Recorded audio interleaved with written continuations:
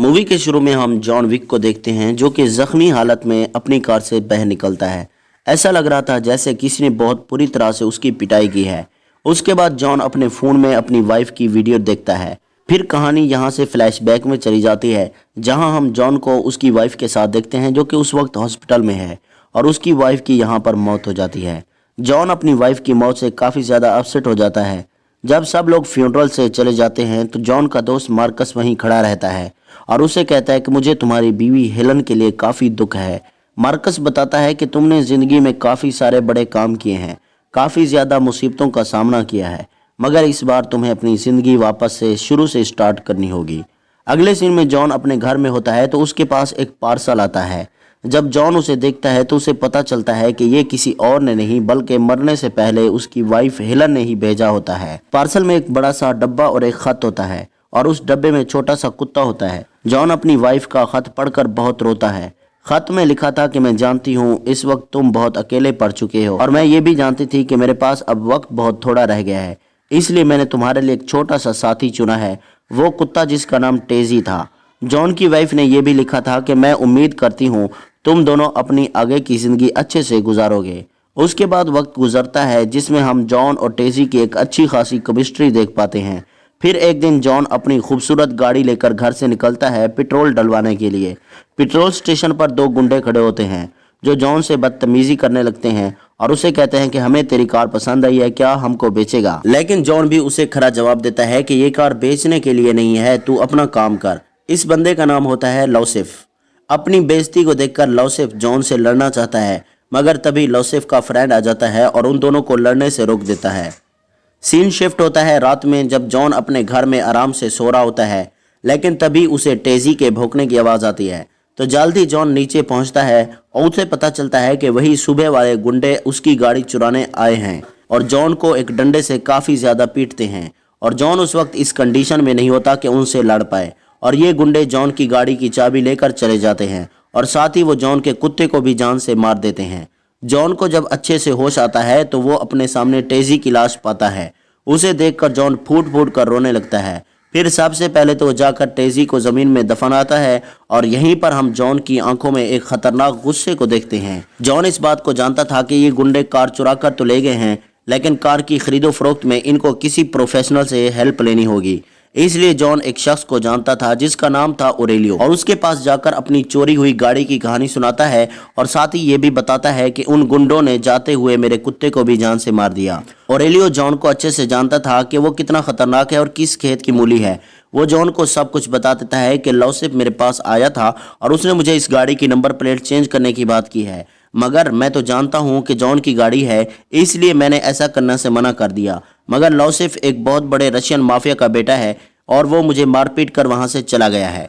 John को अपना target पता चल चुका था कि उसे क्या करना है, मगर इस वक्त उसे एक और दूसरी गाड़ी की ज़रूरत थी। इसलिए ओरेलियो उसे एक गाड़ी देता है और कहता है कि जब तक तुम्हें तुम्हारी गाड़ी नहीं मिल जाती तब तक तुम इसे यूज़ कर सकते हो। जॉन के यहाँ से चले जाने के बाद ओरेलियो लौसिफ के बाप को कॉल करता है जो कि रशियन माफिया का हेड था। ओरेलियो उसे बताता है कि तुम्हारे बेटे ने जिसकी गाड़ी चुराई है वो के और नहीं जॉन विक है। ये सुनकर लौसिफ का बाप जिसका नाम वीगो होता है उसके हाथ पैर कांपने लगते हैं, जिससे वो कॉल भी काट देता है। फिर अपने बेटे को बुलाता है और उससे पूछता है कि तूने किसी की गाड़ी चुराई है।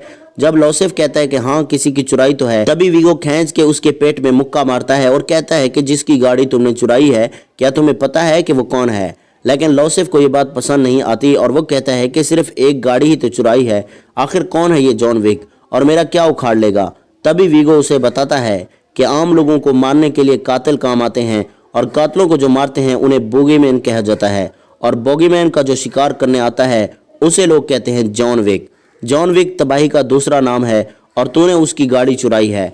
उसने न जाने दुनिया भर के कितने बोगीमैन का सफाया किया है। वो काफ़ी टाइम तक तो पहले मेरे लिए काम करता था और उसे किसी को भी मारने के लिए बड़े हथियार की ज़रूरत नहीं है, वो सिर्फ पेंसिल से ही किसी की जान ले सकता है।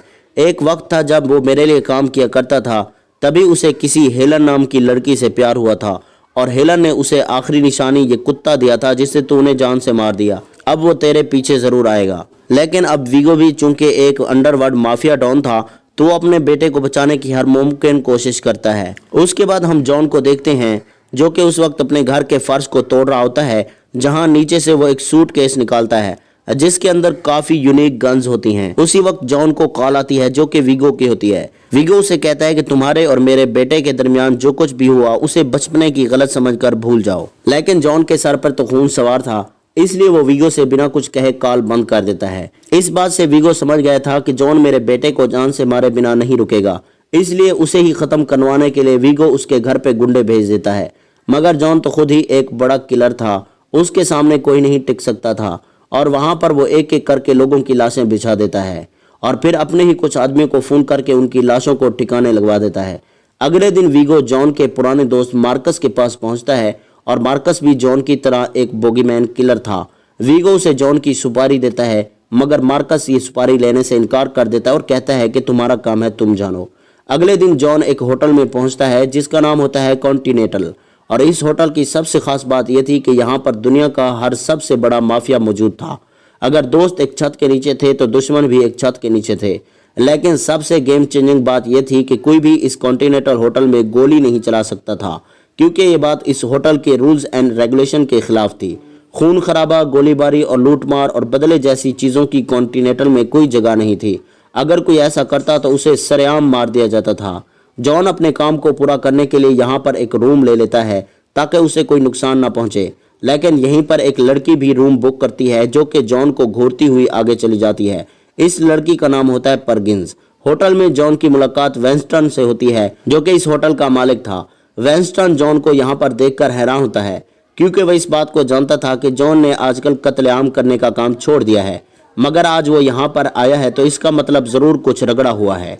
लेकिन जॉन उसे बताता है कि इस बार ये मेरी आपसी दुश्मनी है, मैं इससे खुद ब खुद निपट लूंगा। हालांकि वेंस्टन भी जॉन को पुराने टाइम से जानता था, इसलिए वो लॉसेफ का पता बता देता है और कहता है कि लॉसेफ तुम्हें टॉम्बरकस नाम के होटल में मिलेगा। जिसके बाद जॉन विक अपनी पूरी तैयारी करके सारे गन्स लेकर सूट बूट पहनकर टॉम्बरकस होटल पहुंच जाता है और पहुंचते ही वो कुछ लोगों की खूब धुलाई कर देता है और उसे देखकर काफी सारे लोग गन्स लेकर उस पर हमला कर देते हैं। मगर जॉन की फाइटिंग इस कदर तेज थी कि वह अपने सामने आने वाले हर इंसान को पटक कर पेल देता था और आप देखते ही देखते यहाँ पर भी लाशों के ढेर बिछ चुके थे। मगर इसी गोलीबारी के बीच लॉसेफ वहां से जान बचाकर भाग जाता है। जब रात को जॉन अपने कमरे में आता है तो उसे मारने के लिए परगिन्स वहां पर आती है और उसे खत्म करने की कोशिश करती है, क्योंकि वीगो ने अब जॉन की सुपारी परगिन्स को दी होती है। लेकिन वो भी जॉन के सामने नहीं टिक पाती। जॉन उसे गन पॉइंट कर लेता है और कहता है कि ऐसी कोई बात बताओ जिससे मैं तुम्हें छोड़ दूं। तो परगिन्स बताती है कि वीगो ने अपना सारा पैसा एक चर्च में छुपा रखा है और वो चर्च यहाँ से कुछ मील की दूरी पर है। ये सुनते ही जॉन विक अपनी पूरी तैयारी के साथ वहां पर पहुंच जाता है। सबसे पहले तो वहां के सब लोगों को मार देता है, फिर जितना भी पैसा वीगो का वहां पड़ा होता है जो कि काला धन था उस पर आग लगाकर उसे जला देता है। फिर जॉन वहां पर छुप जाता है, क्योंकि जॉन को इस बात का पता था कि वीगो अपने पैसों से बहुत प्यार करता है और अगर उसके पैसों में आग लगी है तो वो यहाँ जरूर आएगा। और सेम टू सेम ऐसा होता है कि वीगो फटाफट अपने पैसों की देखरेख के लिए यहाँ पहुंच जाता है। तभी जॉन मौका पाकर उस पर हमला कर देता है। वहां पर काफी सारी गोलीबारी होती है, लेकिन एक तेज चलती कार की टक्कर जॉन से हो जाती है और वो वहीं पर गिर जाता है। आंख खुलने पर जॉन देखता है कि उसके सामने तो वीगो के लोग खड़े हैं और उन्होंने उसे बंदी बना लिया है। वीगो यहाँ जॉन से कहता है कि तुम्हारे अंदर आज भी वही पहले वाली बात है, वही तेज गुस्सा, लड़ने की शानदार स्किल्स और आंखों में मौत का मंजर, मगर आज तुमने अपनी जिंदगी का सबसे गलत काम किया है और वो काम था मेरे पैसों को जला देना। हालांकि पैसा जल गया, मुझे उसका गम नहीं है, मगर उसके अंदर कुछ ऐसे इंपॉर्टेंट डॉक्यूमेंट थे जिनकी मदद से मैं अंडरवर्ल्ड माफिया से भी बड़ा माफिया बन सकता था। मगर अब तो तुमने उन सभी चीजों को जलाकर राख कर दिया। लेकिन मैं इन सारी चीजों को भूलने के लिए तैयार हूँ अगर तुम मेरे बेटे को भूलने के लिए तैयार हो जाओ। मगर जॉन उसकी बात नहीं मानता और कहता है कि इन सभी चीजों को भुलाना मेरे लिए आसान नहीं। इस बात पर वीगो को गुस्सा आता है और वो अपने लोगों को कहकर जॉन को मरवाने की कोशिश करता है। मगर तभी हम देखते हैं कि वीगो के सभी लोगों पर कोई स्नैपिंग शूट करता है और वो कोई और नहीं बल्कि जॉन का दोस्त मार्कस था। यहाँ पर वीगो के सभी लोगों को मारने के बाद जॉन वीगो का पीछा करके उसे पकड़ लेता है। अपनी जान को खतरे में देखकर वीगो अपने बेटे की सारी इंफॉर्मेशन देता है कि वो इस वक्त कहाँ है। वीगो को लग रहा था अगर जॉन लॉसेफ को मारने जाता है तो वहां पर उसकी कड़ी सिक्योरिटी मौजूद है जो जॉन को देखते ही वहीं पर खत्म कर देगी। मगर उसका ये सोचना बिल्कुल गलत था, क्योंकि जॉन विक अपने धमाकेदार एंट्री वहां पर करके पहले तो सारे लोगों को मार देता है, फिर लॉसेफ को भी ऊपर भेज देता है। वीगो को ये बात पता चलते ही काफी गुस्सा आता है, जिस पर वीगो सबसे पहले जाकर मार्कस की पिटाई करता है और उसे जॉन से मार देता है। फिर वो जॉन को कॉल लगाकर ये बताता है कि शायद तुमको पता नहीं है, मैंने मार्कस को तड़पा तड़पा कर उसकी जान ले ली है और उसकी लाश तुम्हारे ही घर पर पड़ी है, चाहे तो जाकर चेक कर सकते हो। जॉन जल्दी से अपने घर जाकर मार्कस की लाश देखता है, जिस पर तो जॉन को और भी ज्यादा गुस्सा आ जाता है। वीगो को भी पता था कि जॉन अब उसका पीछा जरूर करेगा, इसलिए वो शहर छोड़कर भागने की कोशिश करता है। लेकिन ये सारी बातें वेंस्टन से कहाँ छुपी थी, क्योंकि वो तो कॉन्टिनेंटल का हेड था और उसे कोई न कोई आकर इंफॉर्मेशन देता था। वेंस्टन जॉन को वीगो की लोकेशन के बारे में बता देता है। जॉन जाकर वीगो को बुरी तरह से मारता है। वीगो बचने की काफी कोशिश करता है, मगर जॉन के सामने वो कहाँ टिकने वाला था और फाइनली जॉन उसे भी जान से मार डालता है। मगर इस लड़ाई में वो काफी ज्यादा जख्मी भी हो चुका था, इसलिए वो अपनी कार लेकर पास के एक शटर में जाता है, जहाँ जॉन एक डॉगी कुत्ते को देखता है जो कि एक पिटबुल था, और जॉन उस कुत्ते को लेकर वहां से बह निकल जाता है। और इसी के साथ जॉन विक का पहला चैप्टर यहीं पे खत्म हो जाता है। इसका सेकंड चैप्टर देखने के लिए चैनल को सब्सक्राइब करें और वीडियो को लाइक करें। शुक्रिया।